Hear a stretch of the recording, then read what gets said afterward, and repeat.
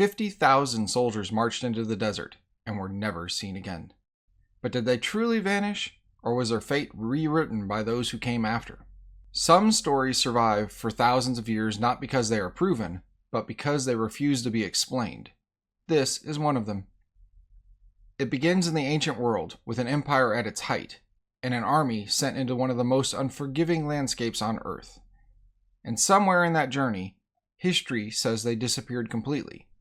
No battle reports, no survivors, no clear end, just silence. The story takes place in the 6th century BCE, during the reign of Cambyses II of Persia.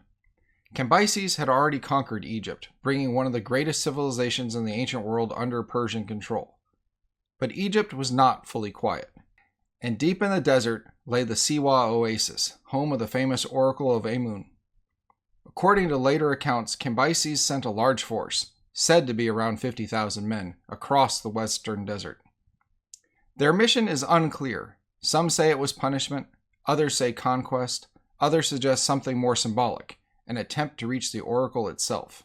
But what we are told is simple. They marched into the desert and never came out. The most famous account comes from the ancient historian Herodotus, writing decades later. He describes the army leaving the Nile Valley and heading west into the desert. At first, everything seems normal, but then the desert changes everything. The heat, the distance, the lack of water, and then, according to the story, a massive sandstorm arises. The army is swallowed by the shifting desert winds, visibility disappears, direction is lost, and one of the largest military forces of the ancient world simply ceases to exist. No one ever sees them again. It is a clean story, a complete disappearance, but it also raises a problem, because deserts don't always erase everything equally, and armies don't always vanish without a trace. So one explanation is simple and brutal. The desert did it. Not in a single dramatic moment, but through slow, overwhelming reality. Water in the western desert is rare and unpredictable. Even experienced guides can lose direction when landmarks disappear into shifting sand. And sandstorm in this region are not just weather events. They're disorienting walls of movement that can last for hours or days. An army of thousands carrying supplies, animals, equipment would not need a battle to be destroyed.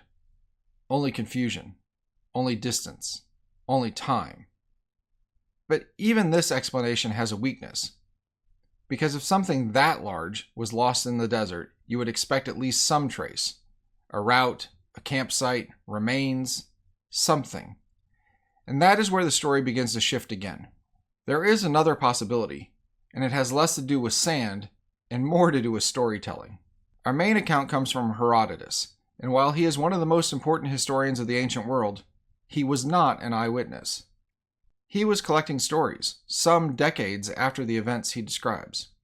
And in the ancient world, history was not just record-keeping. It was a narrative, memory, politics. Some later historians suggest that the story of the vanished army may not have begun as a disappearance at all. Instead, it may reflect a failed expedition, a defeat, a military disaster that was later transformed into something more dramatic. And in the years that followed, Persian rulers like Darius may have had reasons to reshape how earlier failures were remembered. Not necessarily by inventing a story from nothing, but letting certain details fade and others grow. A defeat becomes a disappearance. A loss becomes a mystery. A story becomes a legend. And the desert becomes the perfect place to place what history cannot fully explain. But there is a deeper issue here, because whether the army was lost in a storm, destroyed in a conflict, or simply exaggerated over time, we are left with the same problem. The ancient world does not give us complete records. It gives us fragments.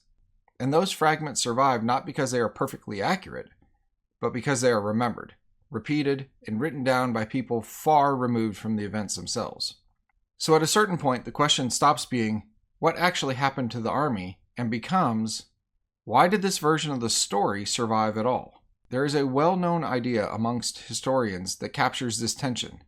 Even if a story is not entirely true, it can still reveal something real about how people understood their world. Because ancient history is not just a record of events, it's a record of meaning. And meaning survives even when certainty does not.